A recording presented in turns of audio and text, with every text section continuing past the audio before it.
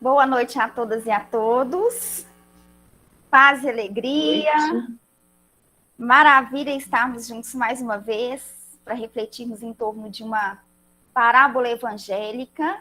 Lembrando que nosso objetivo é refletir em torno das 40 parábolas do Evangelho, contadas por Jesus, em 1h30. Então, todo mês nós escolhemos uma parábola e dedicamos a uma reflexão sobre a parábola.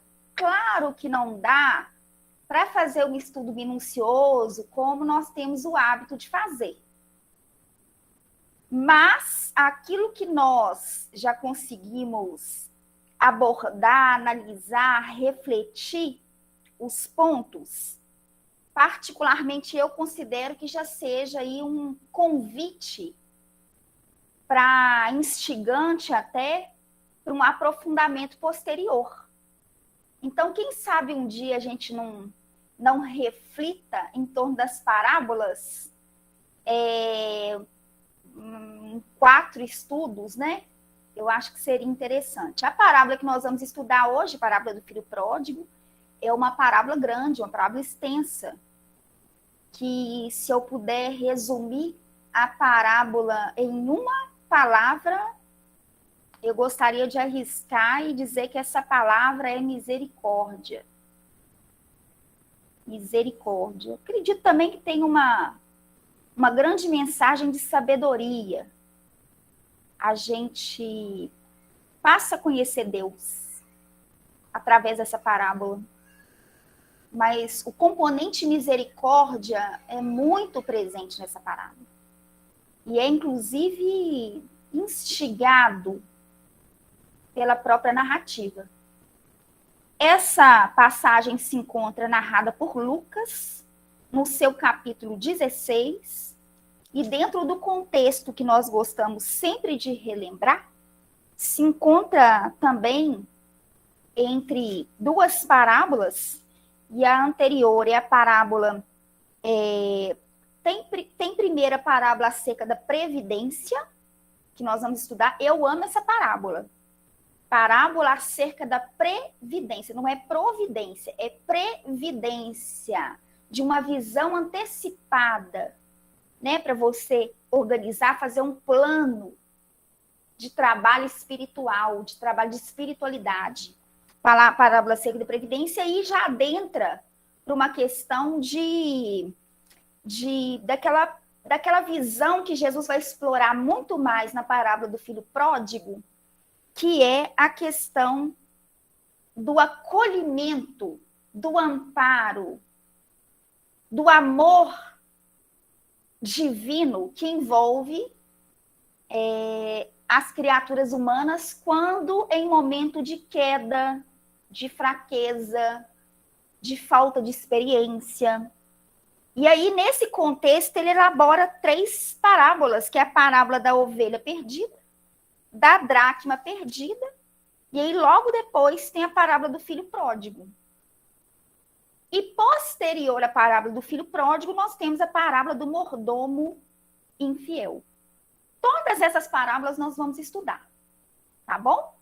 Então eu vou inicialmente pedir a permissão para fazer a leitura da passagem de forma pausada, sem pressa, para que a gente possa começar a observar os elementos que são preciosos na passagem, na parábola. E aí depois nós iremos fazer um voo rasante e pegar alguns pontos para nossa reflexão. Combinado? Parábola do filho pródigo, capítulo 16 de Lucas, versículos de 11 a 32. Diz Jesus: e disse, um certo homem tinha 2 filhos.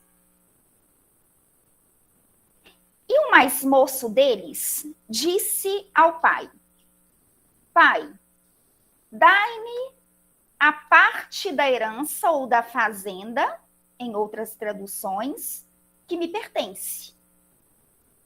E ele repartiu por eles a herança ou a fazenda. Poucos dias depois, o filho mais novo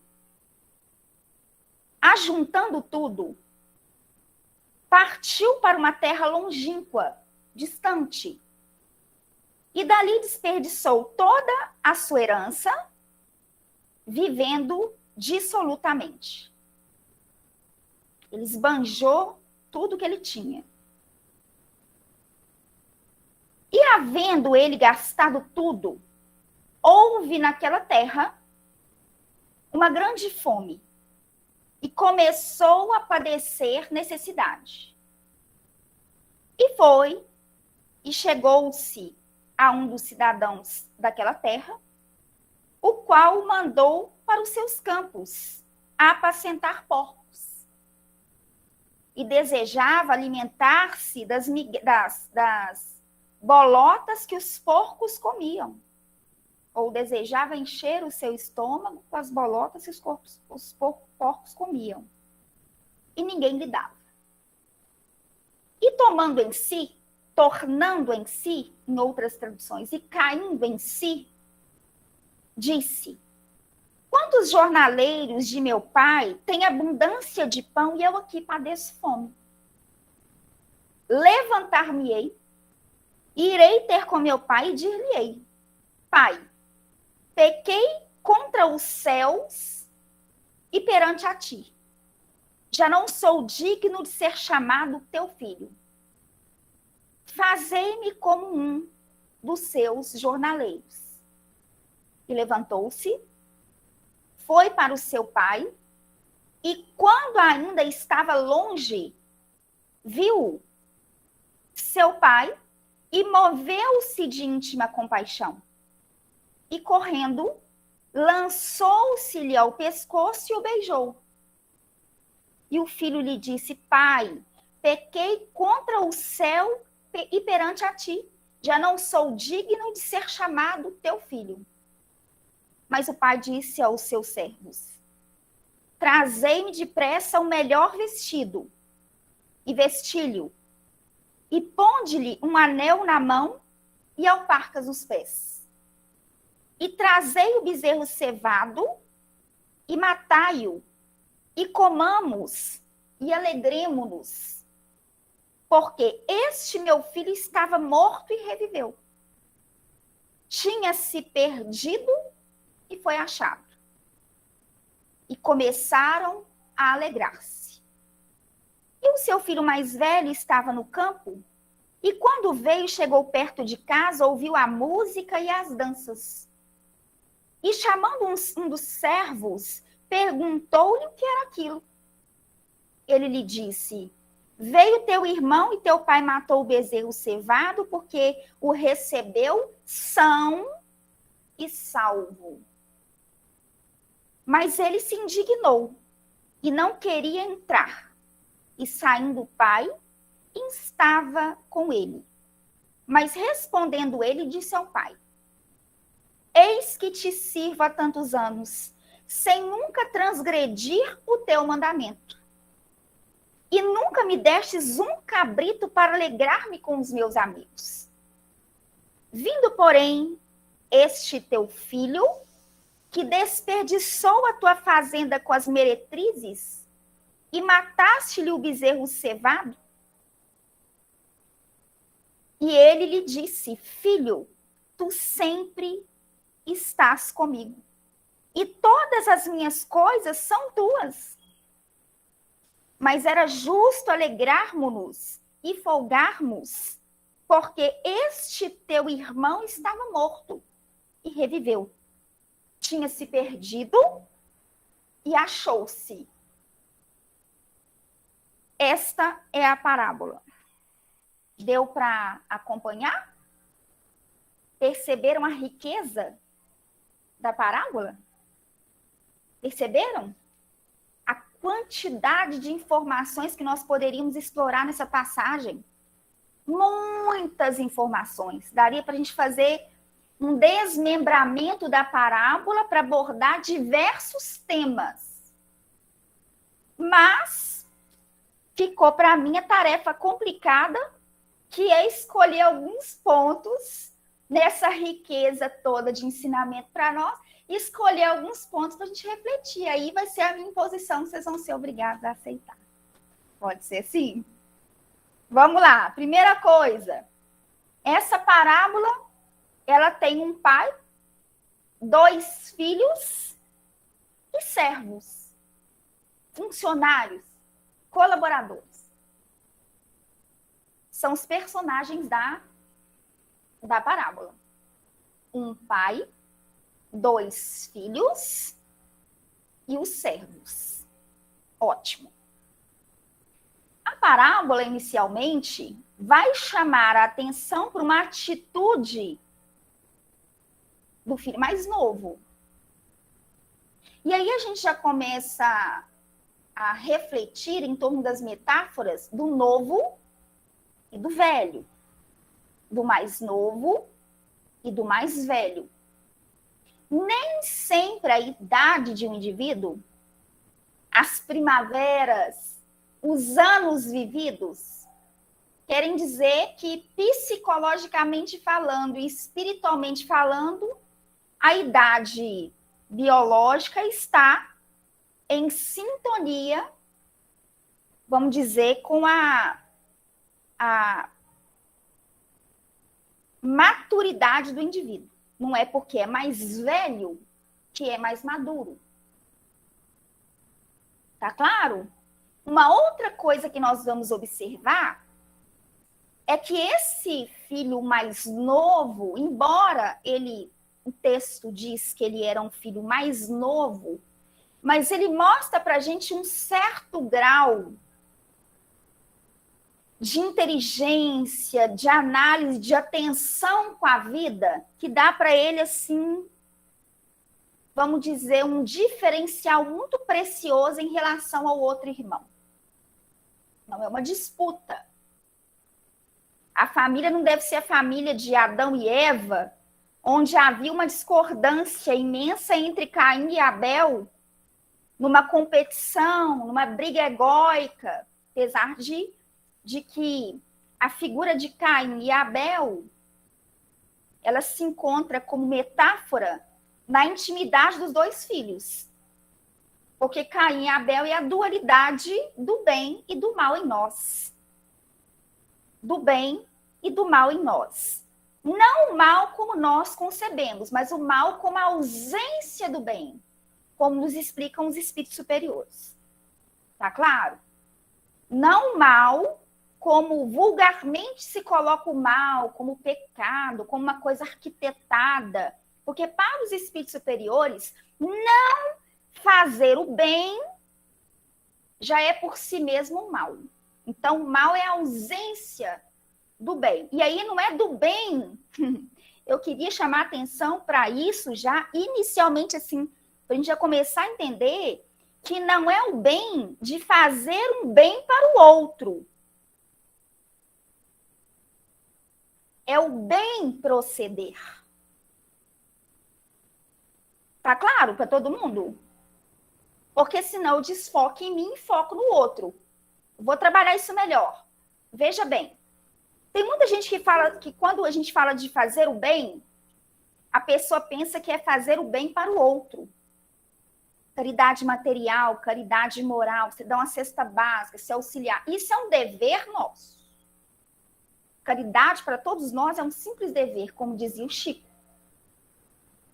É um simples dever. Você está encarnado, você faz parte de um trabalho, de um plano do Criador para sustentar a criação divina. Para que a engrenagem funcione, você tem que exercer um papel. E na condição daquele que pode ajudar, nós devemos ajudar. Por isso que caridade, para todos nós, é um simples dever. Quando fala sobre fazer o bem, não está falando de caridade, não. Está falando do bem proceder. Porque senão a pessoa fala assim, tá, eu não consigo ainda viver de tal forma com que todo o meu comportamento seja pleno, seja transparente, seja tá. E aí a pessoa fala assim, já que eu não consigo, aí eu pego um alvo e aí eu vou, de alguma forma, tentar atender todas as minhas expectativas de uma pessoa boa, fazendo algo de bom para o outro. Então, é mais ou menos assim. Eu não sou uma pessoa tão boa, não, mas eu me faço parecer, porque isso de alguma forma me consola. Ô, gente, eu não sei se eu já comentei, e se todos que estão participando aqui, se isso está bem claro para todo mundo, mas o meu papel, particularmente, dentro da proposta, da minha proposta como expositora espírita, a primeira coisa é desconstruir determinadas ideias que nós temos em muitos momentos cristalizadas. Então, a primeira coisa é desaprender para aprender. Porque várias das coisas a gente aprende de forma equivocada. A gente vem cheio de vício, eu não estou falando de vício no sentido do vício da palavra, mas vício no sentido da percepção sobre as coisas. E uma delas é quanto a essa condição de homem, de bem, de uma santidade, que em muitos momentos é para mascarar um vazio, entende? E uma pobreza moral. Então, o meu primeiro papel pode parecer estranho, mas anota e vai refletindo sobre isso para ver se faz sentido. Não acredita no que eu digo de uma forma passiva. Analisa, reflete, medita criticamente, para você entendendo racionalmente o que eu de fato estou querendo dizer. O que eu quero dizer é que nós não devemos pensar que ao fazer o bem para o outro, eu não preciso investir na minha iluminação interior. Tá claro isso para todo mundo? Então, quando fala de fazer o bem, de agir no bem, é no bem proceder. Que, obviamente, inclui a caridade, porque a caridade é expressão de misericórdia, mas vem de dentro para fora. Tá claro?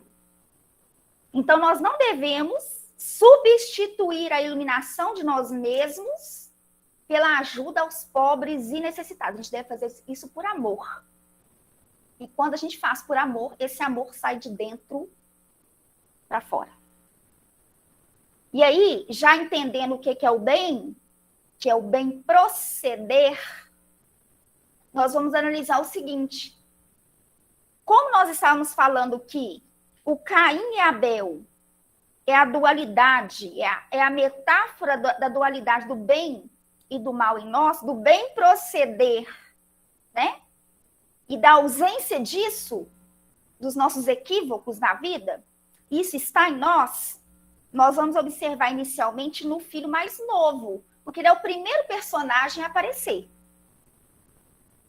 Isso fica muito claro, tanto que o título da parábola qual que é? Parábola do filho pródigo. Parábola do filho tá aí o outro. Não, a ênfase aqui é para a atitude e o comportamento desse que se perdeu. Pode observar a parábola como um todo. É para enfatizar alguém que se afasta, vai, tem as suas experiências e volta. Tá claro? Só que de onde ele sai e para onde ele volta, existe o irmão e o pai, com comportamentos e percepções totalmente diferentes. Tá claro? Essa parábola, eu acho uma parábola que se afina, que se aproxima muito com a filosofia de um grande pensador chamado Baruch Spinoza. O Spinoza, ele tinha uma percepção do divino muito diferente da ideia da teologia do que era o próprio divino, do que é Deus. E tem, inclusive, uma matéria que vai falar exatamente sobre o Deus de Spinoza, que é um Deus muito mais presente. E aí eu já quero chamar a atenção para um ponto importante. Se a gente for parar para analisar, e aí vocês vão entender o que eu estou falando de Spinoza. Se a gente parar para analisar esse pai aqui de família com esses dois filhos, o que nós poderíamos compreender como sendo esse pai que tem dois filhos, que recebe o filho com amor, celebra a volta do filho? Vamos tentar visualizar Deus como sendo esse pai de infinita misericórdia. Só que veja bem, é o filho mais novo que pega a herança, o pai está aqui, ó. Estão me vendo? Estão me vendo? O pai está aqui. O pai está aqui, ó. O filho é o filho mais novo que pede herança, ele sai, vai para terras longínquas e depois ele volta. Quem que se desconecta? O filho. Se Deus é esse Deus que apresenta os espíritos superiores, que está também manifesto em tudo, existe algum lugar que o ser humano vai, que Deus não esteja presente? Por isso que eu acho que se afina com a filosofia de Spinoza, com a percepção do Deus de Spinoza. Se a gente compreende que o filho mais novo sai da presença do pai e vai para suas experiências, e essa figura paternal e divina está em tudo, então está em tudo, inclusive testemunhando, entre aspas, as experiências vividas pelo filho mais novo. Eu estou fazendo ainda apenas uma introdução, tá claro? Não entrei ainda não, estou fazendo uma introdução para a gente perceber a parábola. E aí esse filho sai, tem as experiências e volta. Por que eu quero chamar a atenção a isso? Porque para Spinoza não existe diferença entre o sagrado e o não sagrado. E aí a gente entende Jesus. Porque Jesus, se a gente for analisar como afastar-se de Deus é ir para o mundo e viver, o que Jesus faz? Jesus vai para o banquete. Jesus tem encontro com prostituta. Ele participa de banquetes na casa de pessoas que eram consideradas, vamos dizer, totalmente desconectadas de uma proposta de espiritualidade, religiosidade. E Jesus transforma aquilo que possivelmente os indivíduos da época e até hoje consideram como sendo uma coisa mundana em algo sagrado. Então, onde é que Deus não está? Deus está só no bem proceder? Ou Deus está também na experiência vivida que vai servir de degrau para uma pessoa perceber a vida de forma diferente? Deus está em tudo. E é aí que eu quero chamar a atenção. Para nós começarmos a ler e refletir sobre a passagem com a riqueza que ela tem. A valorizar a postura do filho mais novo. Porque geralmente quando a pessoa está vivendo as suas experiências, fala, nossa, dali é para pior. A gente já condena. Nossa, fulano está perdido. Quem somos nós para dizer quem está perdido e quem não está? Quem sou eu para dizer quem está perdido e quem não está? Então, isso é uma falta de compreensão daquilo que de fato é Deus. E quem tiver oportunidade, pesquisa sobre Spinoza, sobre filosofia, sobre o panteísmo, para entender como ele entendia. E talvez isso venha nos libertar de vários pensamentos que são totalmente contrários àqueles que Jesus estabeleceu para a gente como sendo um componente válido na vida do indivíduo, que é a experiência. Ao invés de dizer que é um erro, reflita, veja se não é experiência. Veja se aquele comportamento não é um componente importantíssimo na sua vida. Não estou dizendo existência, estou dizendo vida. Na sua vida, para te tornar uma pessoa muito melhor, muito mais sábia, muito mais humana, muito mais inteligente, muito mais misericordiosa, porque quem vive e quem passa por experiência se torna uma pessoa muito mais humana e misericordiosa. É só egoísta que não sai, que não vive, que se comporta como esse filho comportou, que é o mais velho. Que de velho ele não tinha nada. Ele é uma criança espiritual no corpo de uma pessoa velha. Já para destronar, porque a gente às vezes olha uma pessoa mais velha, nossa, deve ser um sábio. Não, não quer dizer nada. Cabelo branco não quer dizer nada. Não estou desmerecendo a idade, porque vocês já devem ter me ouvido falar várias vezes da importância de nós resgatarmos uma cultura que é de ouvir as pessoas mais velhas. Até para a pessoa contar o que viveu e tudo, as suas reflexões. Mas nesse ponto, eu estou falando do ancião imaturo. Só tem cabelo branco, mais nada.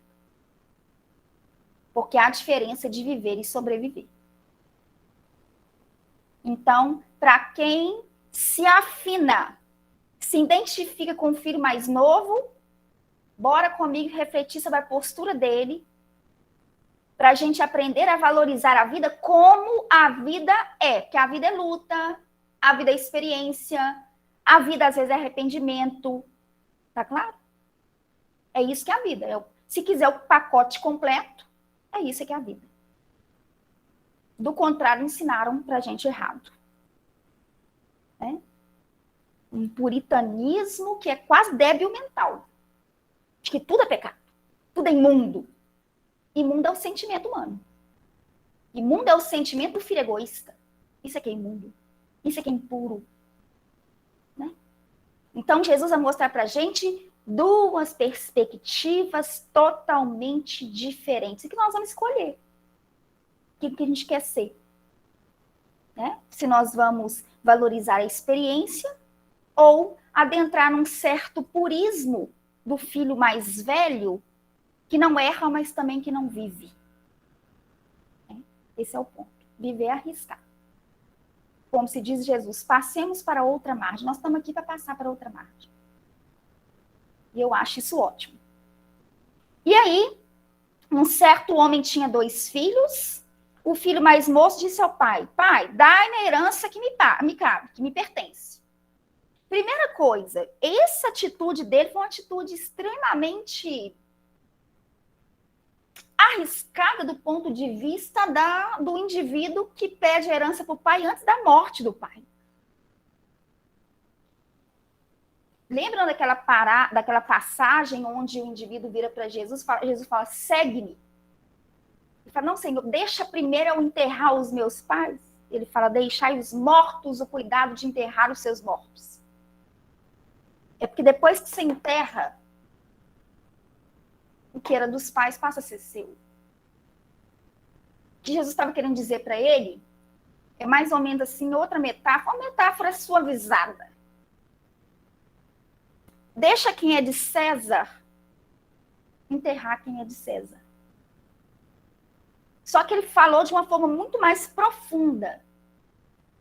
Ele quase virou para o indivíduo, ele usou metáfora, mas o que ele quis dizer para aquele indivíduo é o seguinte, você está morto.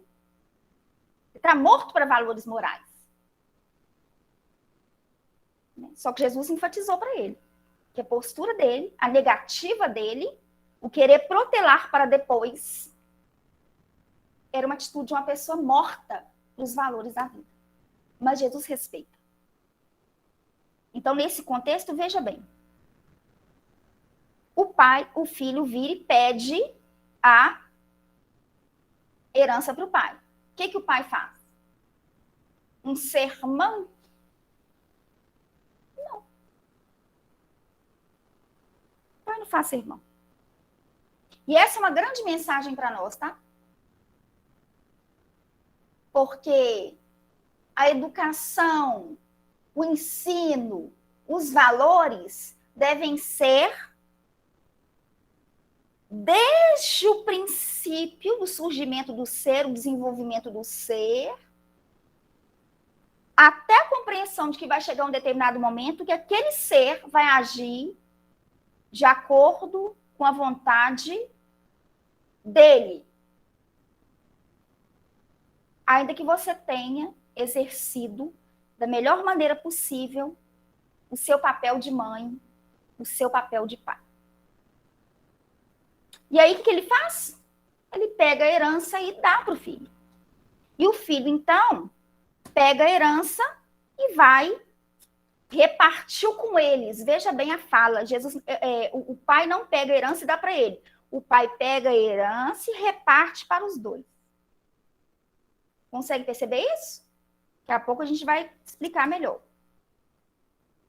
E aí, o que o filho faz? Poucos dias depois, o mais novo, veja bem que ele, por 2 vezes, fala o mais novo, para enfatizar uma certa imaturidade do ponto de vista da percepção para a vida. Vamos guardar isso? Anota aí se puder. Novo no sentido de uma falta de compreensão sobre a vida. Nesse sentido. Ele faz o quê? Ajunta tudo, parte, veja bem, olha a expressão, para uma terra longínqua. E aí ele cria um distanciamento entre ele e o pai. Mas como é que pode isso? Pode. Isso faz parte da criação. Isso é para mérito do indivíduo. Se escolheu de forma bacaninha, acertada, o mérito todo da pessoa. Se não escolheu também, a experiência toda da pessoa. E nisso o indivíduo vai formando uma identidade, vai formando uma estrutura psicológica, que vai entendendo que a vida, opa, tem risco. Deixa eu pensar melhor que antes de agir. Tem risco. Que é fundamental. Então, ele que se distancia do pai, isso é importante dizer. Porque na questão de número 135 do Consolador, obra de Emmanuel, essa questão fala para a gente que o surgimento do mal, que é o que Deus determina. Desculpa. O que Deus determina como lei é a lei de amor. Tá? Mas aí, o surgimento do mal, como a ausência do bem, aparece exatamente quando o ser humano, que é frágil, ele cria para ele mesmo um prejuízo, que é quando o Emmanuel fala assim, o homem, o ser humano, confiando em si mesmo mais do que em Deus, transforma a sua fragilidade em foco de ações contrárias, eis o mal. E aí, logo depois ele diz assim, urge recompor os elos sagrados dessa harmonia sublime, eis o resgate. Então, para Emmanuel, essa queda, porque não é um erro, foi uma queda, e nós vamos ver por quê. Porque logo depois ele fala assim, mas os jornaleiros do meu pai têm do bom e do melhor, e eu aqui padecendo fome. Então foi um... Percebem isso? Não foi um erro. O erro está dentro daquilo que os espíritos superiores chamam de existe a fieira do mal e existe a fieira da ignorância. O erro está na fieira da ignorância. E o mal é a persistência. Quando o indivíduo já poderia fazer diferente, mas ele reincide no mal. E aí, para o Emmanuel, quando você tem uma queda moral, é você que distancia da lei. Por isso que o resgate, na percepção do Emmanuel, na visão profunda do Emmanuel, é reatar os elos sagrados com a harmonia sublime. Quando eu tenho uma queda moral, me afasto de Deus, vamos falar Deus, tá, gente? Porque nós estamos pegando a metáfora aqui, mas é da lei, tá? Todo mundo compreende isso? Sim ou não? Todo mundo compreende que é da lei divina, né? Estamos pegando a figura divina aqui por causa do pai da parábola. Mas aí, quando você tem uma queda moral, você se afasta da lei. A oportunidade de reparar, de ressarcir, de aprender e corrigir, que o Emmanuel denomina resgate, é reatar os elos. É você reaproximar de Deus. É a volta para casa. Mas antes de voltar para casa, tem toda uma pegada. Que o indivíduo tem que cair em si, ele tem que meditar, ele tem que refletir, ele tem que perceber. E isso não é uma coisa teórica. O perceber não é algo teórico. O perceber é um fator profundo, moral profundo, da intimidade mesmo. Não é tipo assim, eu já percebi, eu já entendi. Não, não é isso não. É aquilo que você mergulha lá no abismo de si mesmo. E ali você, nossa, agora que eu entendi. No nível profundo de consciência. E aí depois que ele vai levantar e vai voltar de novo. Então esse movimento é importante, porque às vezes o indivíduo se sente à margem, se sente uma pessoa abandonada pela vida. Mas na verdade é uma desconexão da pessoa, a escolha da pessoa. Porque foi pelo exercício da sua liberdade que ele se aproxima do pai e pede herança. Naquele momento, considerando que ele não precisava mais ser filho. Tá claro isso para todo mundo? Ficou claro na passagem? Considerando que a partir daquele momento ele não precisava mais ser filho. Porque tem diferença de ser servo e ser filho de Deus. O servo trabalha e quer pagamento. O filho não quer pagamento. Sabe por que o filho não quer pagamento? Porque o filho sabe que ele é herdeiro. Tudo que é do pai é dele. Não, mas esse aqui, ele considera que ele poderia viver apenas com alguma coisinha. Com um pedacinho da herança. Meu filho, aqui você tem tudo. Não, mas eu quero... Ok, isso é valorizado. Jesus poderia ter impedido Judas? Poderia sim ou não? Poderia. Não impediu por quê? Porque a liberdade de escolha, a liberdade do indivíduo é algo sagrado. Caímos no Spinoza de novo. Entenderam? Mas vai... Não interessa. Isso é sagrado. Isso foi dado por Deus. Dizem os espíritos superiores, na lei de liberdade em O Livro dos Espíritos, que nós somos verdadeiramente livres no pensamento. Liberdade de pensar e liberdade de agir. Isso é sagrado. É aí que nós temos uma identidade, porque sem o livre-arbítrio, o homem seria uma máquina. O que Jesus faz? Vai e faz o que tem que fazer, Judas.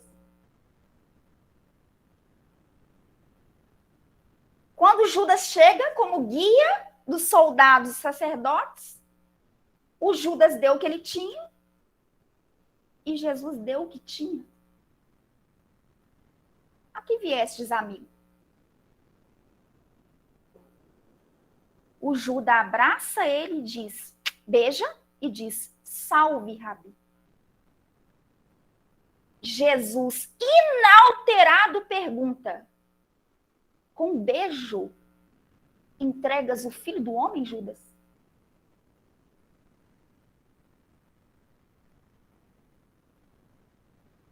Nessa hora dá vontade de ser surdo, não dá, não?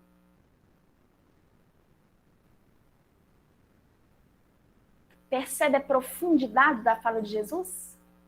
Porque Jesus também agiu com sua liberdade. Em oferecer para Judas o que Judas precisava.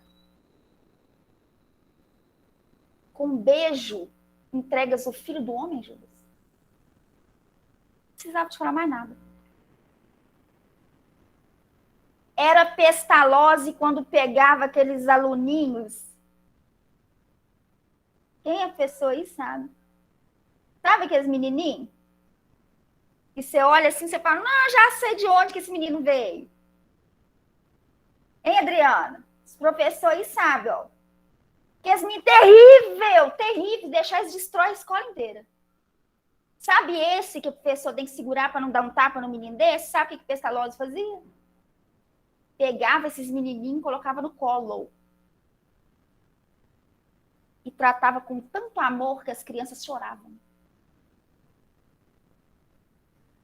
Porque se existe algo que transforma o nosso coração, é o amor.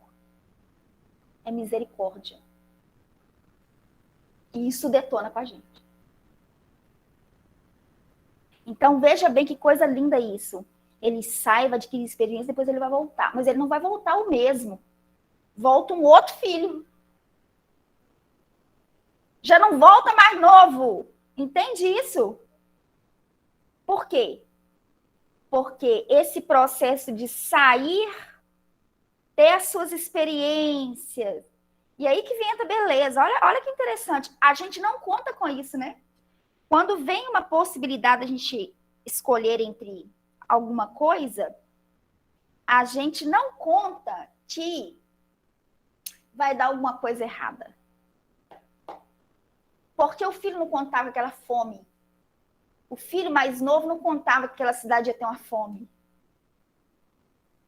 E Jesus não fala assim, falou fome. Entende? A humanidade passa fome? Passa, mas a humanidade passa muito mais fome de sentido do que de comida. Isso está claro para todo mundo? Quando ele sai, pega a herança dele, faz o quê? Esbanja tudo. Ele estava contando que aquela cidade ia passar uma fome? Não. Porque afastado de si mesmo, afastado da sua natureza, afastado da sua condição de filho de Deus, de herdeiro, não tem ninguém que não sinta fome. E aí eu vou parabenizar os grandes melancólicos da humanidade. Que os melancólicos se encontram muito próximos dessa verdade. Já não serve, as coisas já não... Sabe? Sabe a criança quando chora, você pega lá o chocalhinho, balança e a criança esquece porque ela estava chorando e ela para de chorar? Porque distrai a criança? Isso para o melancólico já não serve. Porque não quer ter nada. Porque ele percebe que nada daquilo preenche. Se nada disso preenche, então o que preenche? Essa é a grande pergunta. E como que o filho mais novo conseguiu ter essa percepção? Desejando comer da lavagem dos porcos. Olha, veja bem. Tem nada com porco não, tá, gente? Tem nada com porquinho, não. Bonitinho o trenzinho. Principalmente se for filhote. Coisinha lindinha. A questão do porco é o que está por trás do porco. É a metáfora do porco. Por isso que Jesus fala assim, não jogueis pérolas aos porcos e nem coisas santas aos cães. Está desfazendo o porco? Não. Desfazendo os cães? Não. Mas um porco não consegue perceber, identificar a grandeza da pérola. Os cães não conseguem identificar a grandeza das coisas santas. Equivale dizer que a vida do porco, para ele, está excelente. Mas vale você perder sua dignidade humana e começar a repetir um padrão de uma condição aquém sub-humana? Não dá, não. E veja que o texto diz que ele queria comer, e não que ele comeu. Porque se ele tivesse comido, a vinculação é maior. A vinculação, porque aí quando fala de porco, A metáfora do porco é a questão do impuro, né? Endemoniado de Gadara, tá? Um outro ponto importante também, só para a gente entender o elemento porco, lembra da parábola do joio e do trigo? Você tem o joio, que é uma erva daninha, ou vamos imaginar que o nosso capim, só para facilitar nossa compreensão, você tem um capim, você tem o trigo, que através do trigo você faz o pão. Componente importantíssimo. É essencial. Ótimo. Os servos perguntam, Senhor, mas semearam joio no meio do trigo. Quer que nós arranquemos? E a resposta do Senhor é, não. Deixai crescer ambos juntos. Que aí depois você vai conseguir identificar o que é joio e o que é trigo. E aí, você faz o quê? Você pega o trigo, primeiro você pega o joio, separa, né? Depois você pega o trigo também e separa. O ser humano come trigo? Come o trigo manipulado, que é o pão. Mas e o capim? Também não é alimento? Mas não é para o ser humano. Perceberam? A metáfora, o que eu estou querendo dizer? Tem coisa que eu não queria usar nem permitido, nem normal.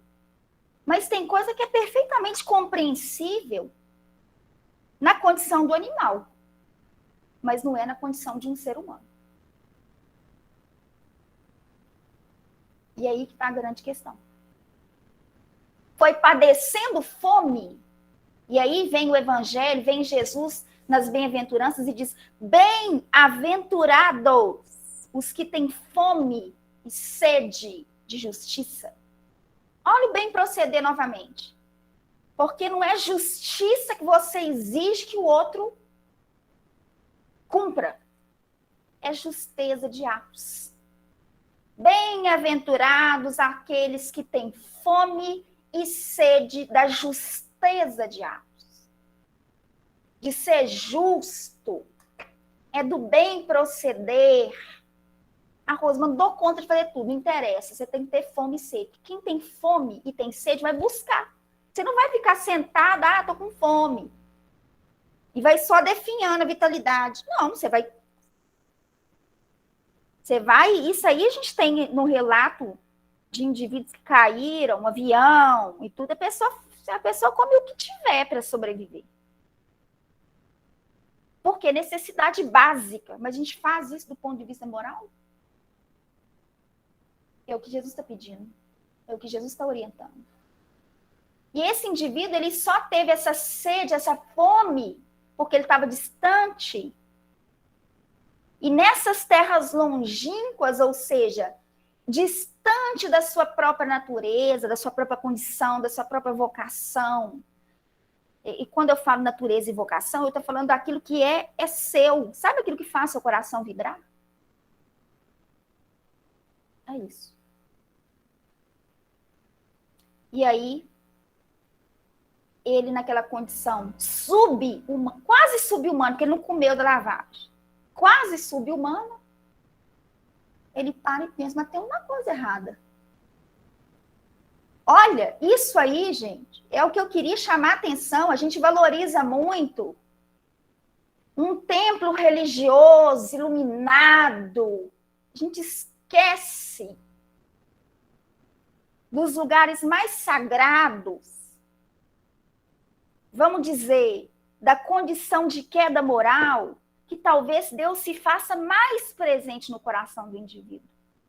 É quando ele reconhece a sua pequenez, a sua fragilidade, a sua falibilidade, a sua insignificância no universo. Porque naquele momento, estava ele com ele. Naquele momento era profunda introspecção. E é lá que a gente encontra Deus. Porque Deus não está fora. E aí, nesse mergulho profundo, ele diz: os servos do meu pai têm do bom e do melhor. E olha que é servo. Não é bonito isso? Por quê? Porque esse Senhor da vida, ele não é justo, gente. Mentira para nós. Ele não é justo. Ele é infinitamente justo e bom. Ele é infinitamente justo e bom. Inclusive, se ele quiser pagar, tem lá 2 trabalhadores, um trabalha mais, o outro trabalha menos, mas trabalha com uma qualidade extraordinária, se ele quiser dar o mesmo pagamento para os 2, ele dá. Por quê? Porque esse Senhor da vida é infinitamente justo e bom. Mas o filho mais velho ficou emburrado. Perceberam? Esse Senhor da vida é infinitamente justo e bom. Os servos dele têm do bom e do melhor. Agora, é do bom e do melhor na percepção dele, tá? E não da nossa. Porque do bom e do melhor, qual que é o celular mais top dos top hoje em dia que tem aí? Esse dia meu sobrinho me falou, esqueci. iPhone, não sei o que lá. Como é que é? Fala aí pra gente, Rodrigo. iPhone 12. Custa quanto isso? Pesquisa aí pra gente. Porque estudo da parábola também é cultura. Isso é uma percepção que a gente tem que elaborar também, que a gente tem que refletir, meditar. E eu não estou falando que é proibido ter um iPhone 12. Quase 5 mil. O que eu quero chamar a atenção é que às vezes a gente confunde as coisas. E felicidade é uma coisa que não pode perder. Não crie uma expectativa de uma felicidade que você possa perder. Foca no que você não pode. Quer ser rico? Pega uma riqueza que você não perde. Que eu posso ter uma biblioteca e eu só quero que eu fique de olho nos livros. Surge, saiu novo, eu fico de olho nos livros. Enquanto eu não comprei esses volumes tudo aqui do R.N. Champion, não sucedeu. Eu posso ter uma biblioteca gigante, isso não quer dizer nada, isso não quer dizer que eu sou rica. Ah, mas é uma alegria para mim comprar sério, R.N. Bobagem. Se desencarnar, você não vai levar o pacotão. Porque não vai ter 2 caixão, um para os livros, um para mim. Mas a reflexão e o uso que eu faço dessas obras, isso aí eu não perco, não. Porque a fome que o filho mais novo passou distante do pai, preencheu ele de tal maneira que ele voltou diferente. E aí, olha que bacana, ele fez um plano. Eu achei isso fantástico. E o plano que ele fez, daí pra gente ver a inteligência extraordinária de Jesus e dos discípulos de Lucas, porque a parábola acerca da previdência fala exatamente sobre um plano que a gente tem que fazer para a gente ter êxito espiritual. E ele fala assim: eu levantar-me-ei e irei ter com meu pai. E direi ao meu pai. Olha ele com ele refletindo a postura que ele ia ter. Pai, eu postura humilde, tá? É a coisa mais fácil do mundo você voltar e falar: errei, vacilei, me perdoa. É uma frase que eu gosto muito que diz assim: me ame quando eu mais preciso. Não, perdão. Me ame quando eu não mereço, porque é quando eu mais preciso. Me ame quando eu não mereço, porque é quando eu mais preciso. Olha que fala. É a coisa mais simples do mundo você voltar para a pessoa e falar assim: me perdoa, cometi um erro. Não, não é. Não é. Da boca para fora é. Você articula ali meia dúzia de palavras e volta hipócrita. Volta a mesma coisa. Mas esse movimento que ele fez de retorno, reconhecendo que ele tinha perdido, e aí entra a palavra maravilhosa: Que evangelho é perder? É perder. Mas evangelho é ganhar também. A gente vai perder um tanto de coisa. De menos valor, de pouco valor, de valor nenhum. Mas a gente vai ganhar coisas de verdadeiro valor. A relação de pai e filho é uma coisa que não tem preço. Vocês já pensaram sobre isso? Qual que é a relação suas com Deus? Qual que é a sua visão de Deus? É de um Deus que castiga, que cobra, que pune? Porque se for, ele é pior que a gente, então. Ele é pior que Jesus. Se eu tenho a percepção de que o tempo todo eu vou ser cobrada, então eu tenho que parar tudo e refletir e analisar. Porque isso é reprodução de um pensamento sobre Deus que torna Deus pior que as criaturas. E isso não cabe mais pra gente. Então tem que entender que ele fez um plano, eu vou lá e vou voltar porque eu quero reatar essa relação com meu pai. Porque isso é um bem precioso. Pai, não, e olha que bacana, levantar-me-ei, só levanta quem está lá no fundo do poço, gente. Vocês entendem isso? O valor disso? Levantar-me-ei. E aí eu lembro do Lísias, o André Luiz perguntando para Lísias o que era umbral. O Lísias falou, mas você ficou 8 anos lá e você não aprendeu nada? Entendem isso? Tanta lição. Ele não parou nem para perguntar por que os espíritos chamavam ele de suicida. Que a arrogância não deixa, né? A pessoa não assume que é ignorante. Como é que vai assumir que o outro tem razão? Uma pessoa esfarrapada, um espírito esfarrapado, como é que eu vou pensar que o outro tem razão? Olha a arrogância e o orgulho.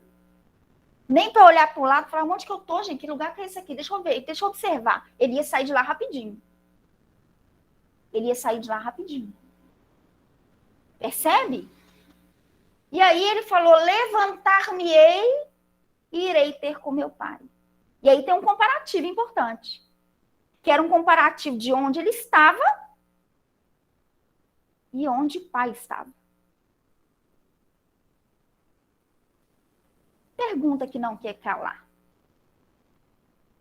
Será que tem como a gente perceber a grandeza do que a gente tem sem o oposto, sem o contraste?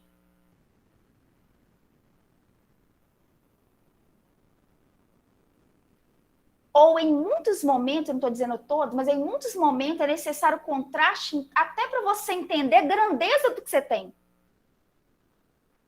Porque o filho estava lá e para ele aquilo não era nada. Tanto que o pai fala, meu filho, mas você está comigo, o que é meu é seu. Não, mas ele não sabia disso, ele nem entendia isso. Se é que ele reconhecia o que era do pai. Que é outro ponto. Percebem? Levantar-me e irei ter com meu pai. Direi, pai, pequei contra os céus perante a ti. Opa, pronto, matou a charada. Não é pequei contra o pai, não. O pai tem nada. Vocês acham que o pai vai ofender com a postura dessa do filho? Vocês acham mesmo que Deus é assim? Não, pequei contra os céus, a minha natureza espiritual. Que é céus no plural, natureza espiritual. Nossa essência. Pequei contra os céus perante a ti. Já não sou digno de ser chamado teu filho. Ah, mas isso é bonito. Porque ele não voltou com a pretensão assim de eu sou herdeiro. Como é que o povo fala? Sou filho de fulano, né? Aí dá carteirada. Sou herdeiro. Não. Se ele me acolher como um jornaleiro, um colaborador, um servo, já tá bom. É humilde, não é? Nossa, mas valeu muito a pena, meu filho. Daí você voltou outro. André Luiz chegou no mundo espiritual querendo ser o quê? Médico de quê? Ele só conhecia corpo. Meu filho, tá vendo corpo aqui no mundo espiritual? Não! Então você não sabe nem o que é corpo espiritual. Muita calma nessa hora. Porque não serve fazer de qualquer jeito. Tem que fazer direito. Tem que fazer bem feito. Tem que ter compreensão do que vai fazer. Você tem que saber por que você vai fazer. Não dá para chegar como filho dele, não, mãe. Não estou tendo postura nem de servo, porque o servo está lá e ele trabalha para o pai com disciplina, com responsabilidade. O que ele fez? Ele distanciou, gente. O servo não bate cartão todo dia? Ô, chefe, tô aqui, viu? Predisposto. É o servo. Vem Jesus e chama Ananias para curar Saulo. Ananias. Aí eu fico imaginando ele ouvindo a voz de Jesus. Ananias, ele, eis-me aqui, Senhor. Esse é o servo. Filho de Deus é Jesus. E Jesus não quer pagamento, não, gente. Sabe por quê? Porque o que é de Deus é dele, ele é filho. Vai querer pagamento? Abnegação profunda. Quer recompensa, não quer pagamento. Às vezes a gente faz uma coisa, dá um curso. O que você quer? Você quer que a pessoa entenda? Você quer que... Tem expectativa. Não, Jesus está desapegado disso. Ah, Maria, ele não semeia para germinar? Mas não, serve e passa. Não tem ego. Lembra do André Luiz? Curou, ficou lá. André, meu filho, serve e passa. Cura e vaza. Mais ou menos assim. Serve sem expectativa de que... Não, serve e passa, isso não é seu, não. O que vem do alto não é seu. E aí entra a beleza, né? Porque aí quando ele chega lá querendo ser servo, o pai não o recebe como servo. Por quê? Porque quem não entendeu a sua filiação foi ele, foi o filho. O pai é pai. O conflito de personalidade era só do filho mais novo. Quando eu não me vejo filha de Deus, o problema é meu. Não tem nada a ver com Deus, não. Conseguem perceber a grandeza disso? Volto a repetir. Esse pai poderia ter meu filho. Vamos, senta aqui. Vê tudo que eu tenho aqui. Não, não faz isso, irmão. E aí eu vou pegar uma lição aqui, que é a lição de número 190 da obra O Consolador, para a gente entender isso. Lição de número 190 do Consolador.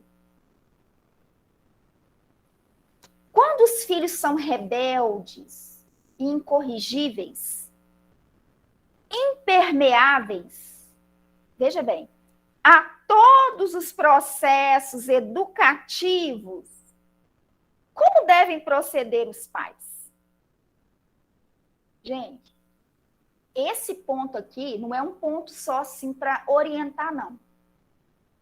É para consolar os pais e investir em algo que é fundamental, que é a saúde, entendeu? Espiritual dos pais.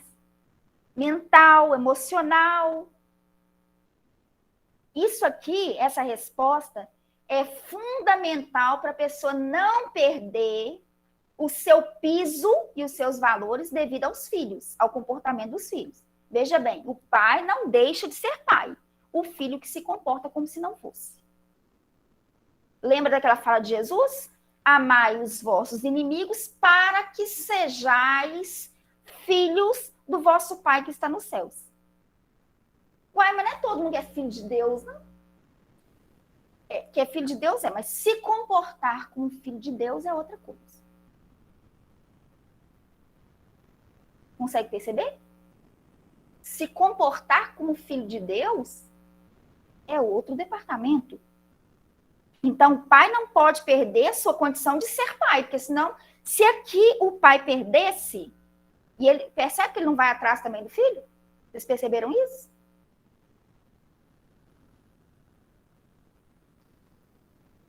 Até para ajudar a gente, você tem que estar bem. Sabe o abraço do afogado? Sabe? quando a pessoa está afogando, quem tem que salvar? A pessoa que tem boa vontade? O homem de bem? Não, quem sabe nadar. Porque o abraço do afogado pode matar ele e a outra pessoa. Tem que ter técnica. Que a pessoa no desespero, se você não tiver base, ela te desestrutura. E aí eu presenciava muito no Hospital André Luiz, as mãezinhas, os paizinhos, quando iam lá para internar os seus filhos, de forma involuntária, dependência química, às vezes processos muito complexos, surtos. Que dor. Que tristeza. Você tem que ter uma estrutura muito grande para você manter com firmeza a sua postura. Sem cair junto. Porque senão um é internado num lugar e o outro é internado em outro. Então, o mínimo de estrutura moral tem que ter. E essa resposta vem falar sobre isso. Veja bem. Quando os filhos são rebeldes incorrigíveis, impermeáveis a todos os processos educativos, como devem proceder os pais? Resposta. Depois de movimentar todos os processos de amor e energia no trabalho de orientação educativa dos filhos, lembra que eu falei que isso é antes? Educação é do surgimento do ser até, mas chega um determinado momento que a pessoa vai agir de acordo com o que quer agir, como quer. Depois de movimentar todos os processos de amor e energia, que não é amor piegas, não é dizer sim a todo momento e nem não a todo momento. Não é aquela passividade daquela educação castradora, inibitória, reducionista. Não, não, não. É uma educação que ensina a pensar, ensina a viver, né? E a energia é fundamental. É o não, E aí cada um vai exercer de acordo com a sua técnica de educação. E aí o Emmanuel fala, né? Um trabalho de orientação educativa dos filhos, é justo que os responsáveis pelo Instituto da Família, veja bem, sem a descontinuidade da dedicação, o pai fica lá esperando o filho voltar e quando o filho volta, ele acolhe com amor. E do sacrifício, esperem a manifestação da providência divina para o esclarecimento dos filhos incorrigíveis. E aí a experiência dura. Percebe? É a consequência da escolha do filho mais moço, mais novo. Fez de tudo. Não tem mais o que fazer. Espera a atuação da providência divina, ou a manifestação da providência divina. E aí vem um ponto. Compreendendo que essa manifestação deve chegar através de dores e provas acerbas. E aí eu não posso ser uma pessoa muito piegas. E eu sei que isso para a gente é um desafio. Porque a gente tende a fugir da dor, a gente tende a não compreender, fingir que não compreende o que é a dor. E a dor é uma grande companheira. Ensina muita coisa para a gente. É o recurso secundário de educação na vida. É a dor. Porque o primeiro recurso é a inteligência, é discernir o bem do mal. Mas o segundo é o aguilhão, é a dor que impulsiona. Compreendendo que essa manifestação deve chegar através de dores e provas acerbas, de modo a semear-lhes com êxito o campo da compreensão do sentimento. Então, o que vai semear? Vai semear com êxito o campo da compreensão e do sentimento. Pergunto, mudou ou não mudou a compreensão do filho mais novo? Lá com os porcos. Mudou. Totalmente. Então, o pai aqui, ele se mantém centrado. Deixa eu dar uma olhadinha nos comentários aqui, gente. Posso perder essa oportunidade, não. Exatamente.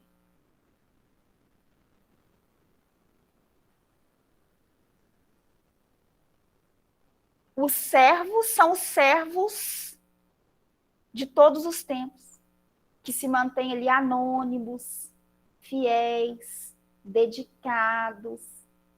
Porque veja bem, uma Madre Teresa que via as pessoas pulando os corpos, pulando as pessoas que estavam próximas à morte, ela atendia à urgência da urgência. Ela não ficava focada nas pessoas que pulavam os corpos de forma indiferente. Consegue perceber? Ela é a serva dedicada, anônima e fiel. Nossa, vão amparar, vão acolher, vai morrer, mas vai morrer como um filho de Deus.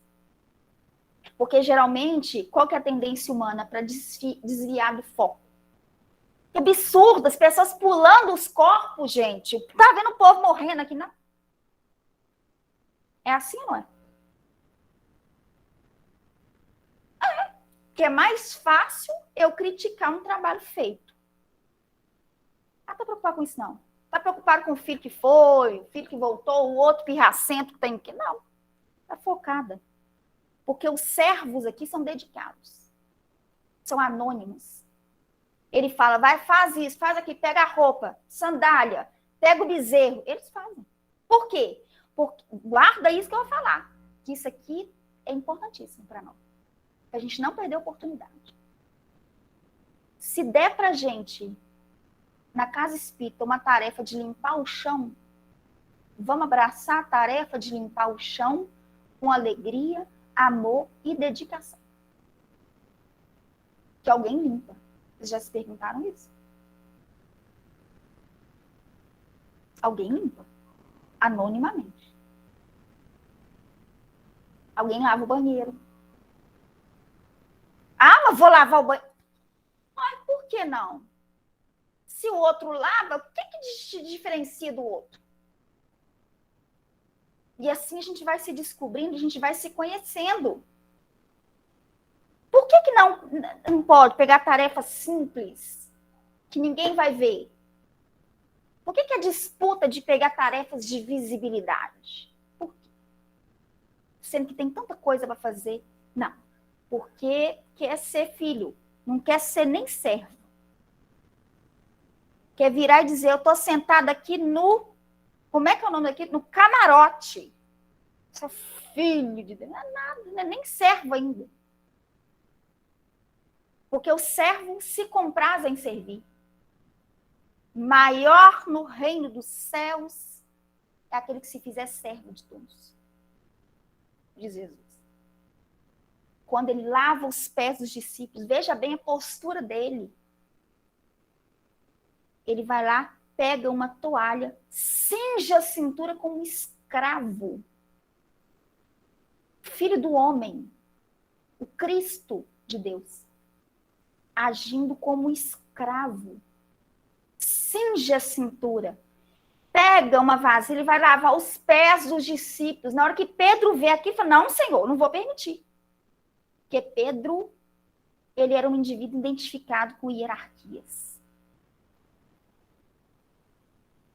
E aí Jesus responde, se eu não te lavar os pés, você não tem parte comigo.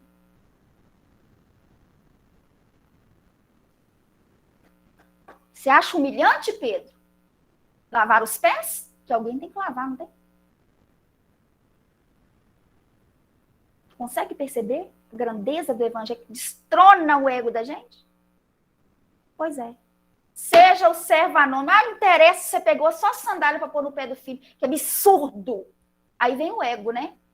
Para falar que a gente não pode fazer isso, não pode fazer aquilo. Não pode por quê? Porque a gente se sente mais do que é.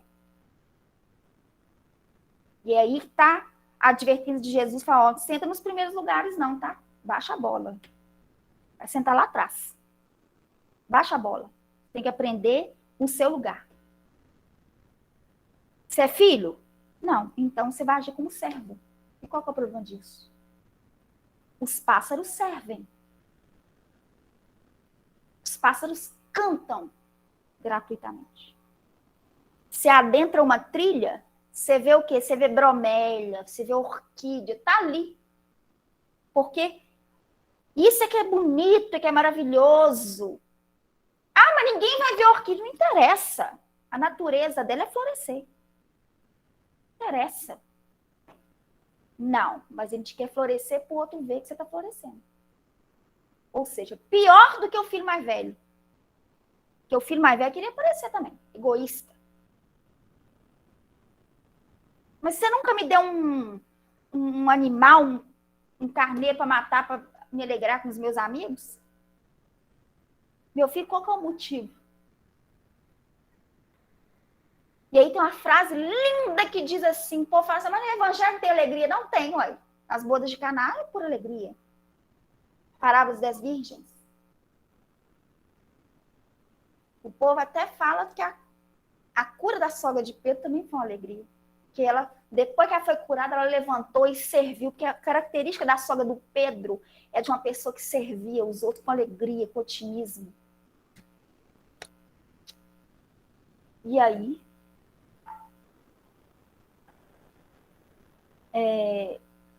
vamos imaginar Jesus.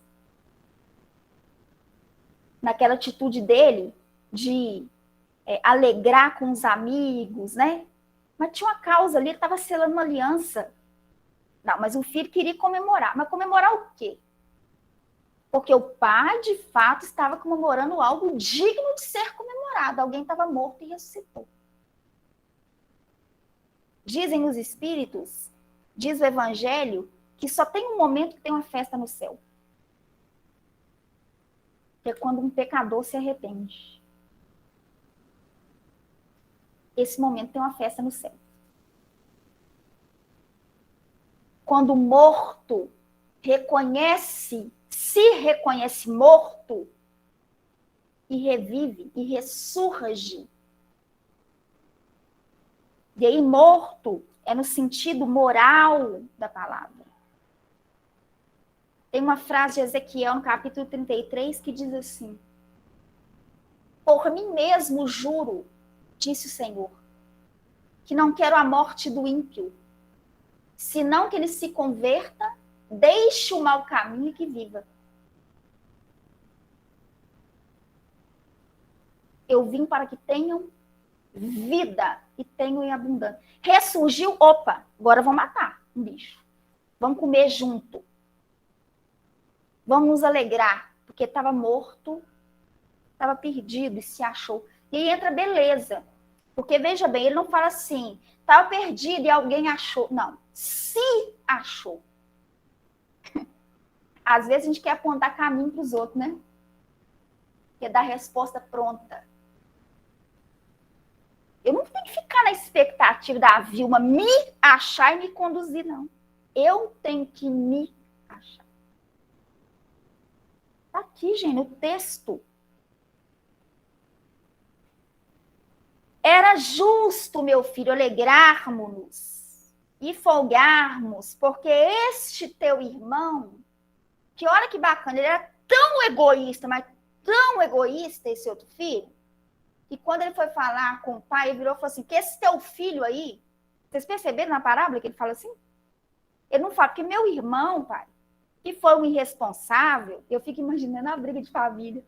O que acontece na família de vocês, gente? Pode contar.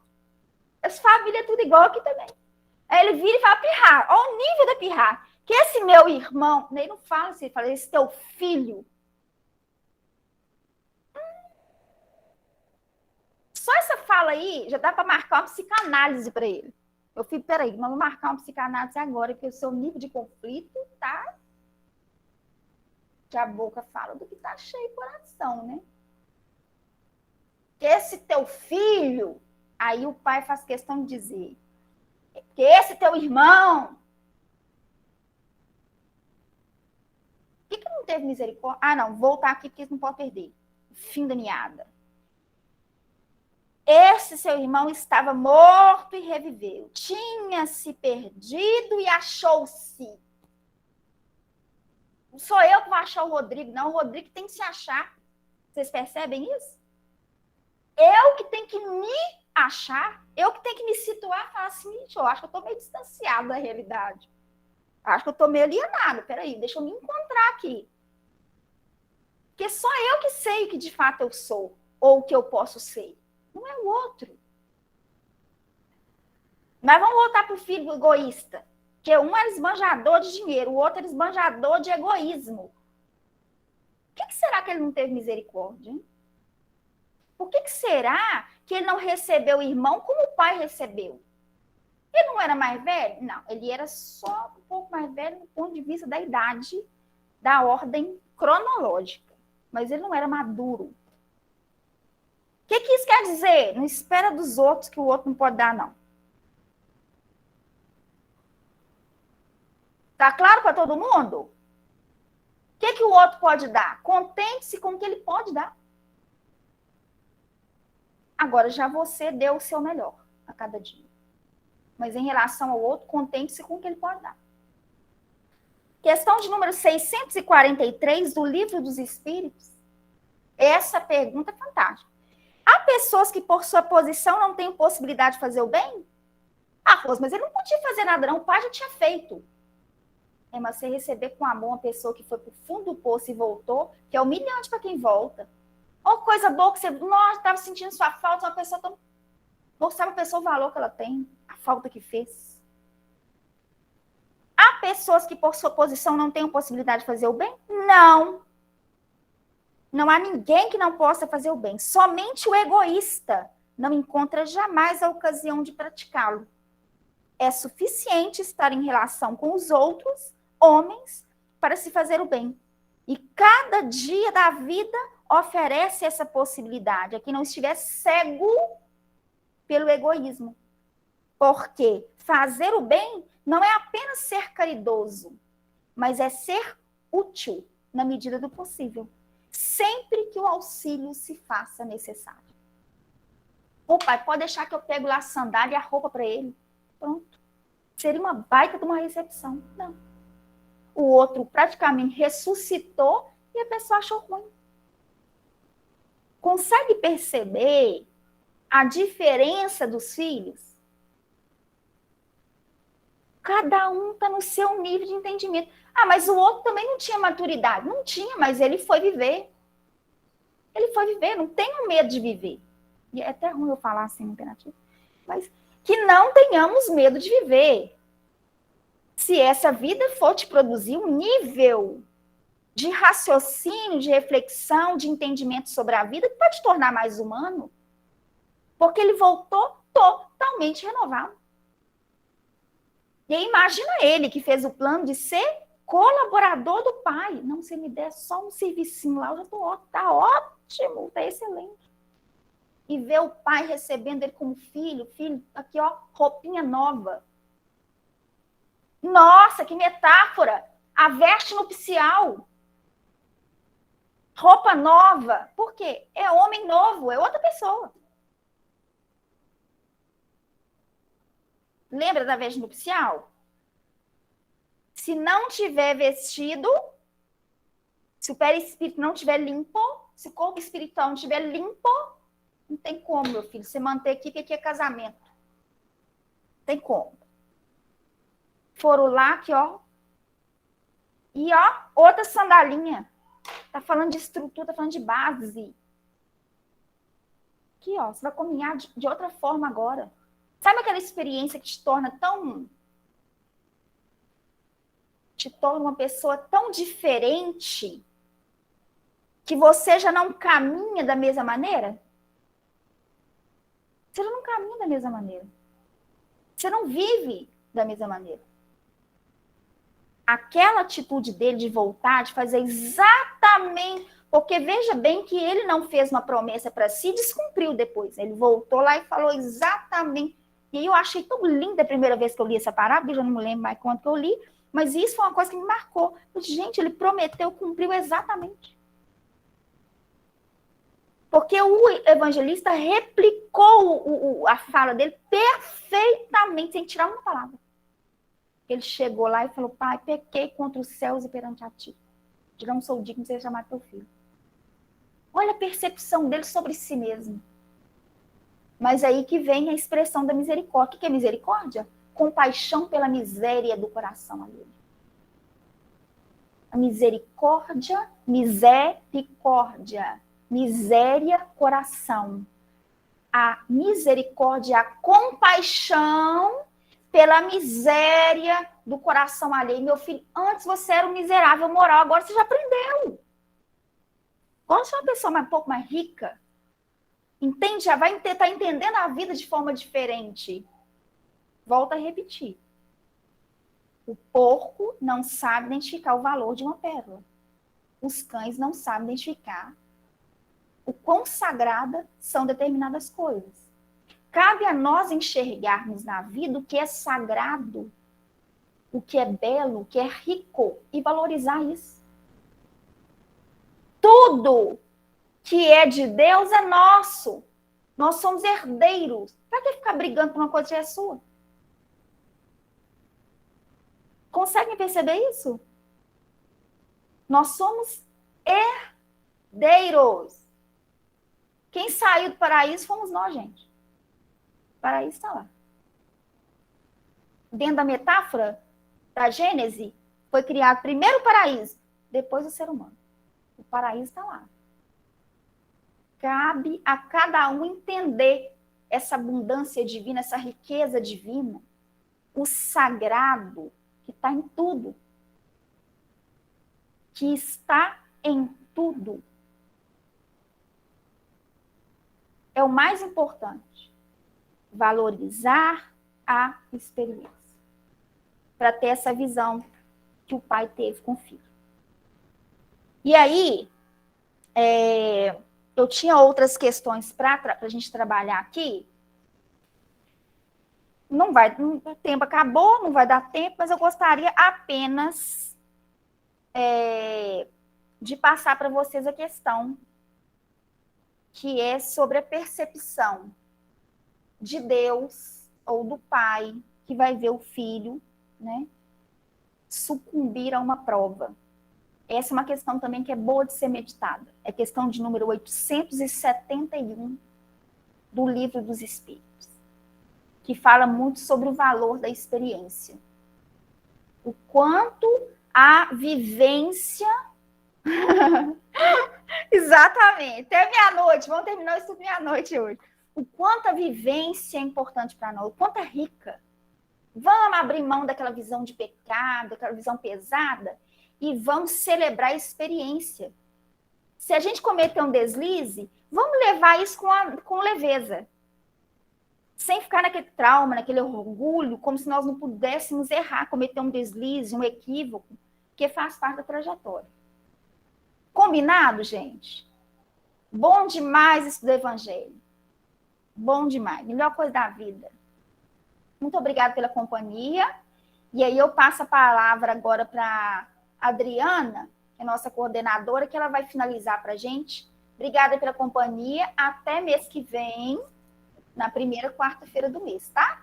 Sempre a primeira quarta-feira do mês. Beijo no coração, gente. Fica com Deus. Não deixe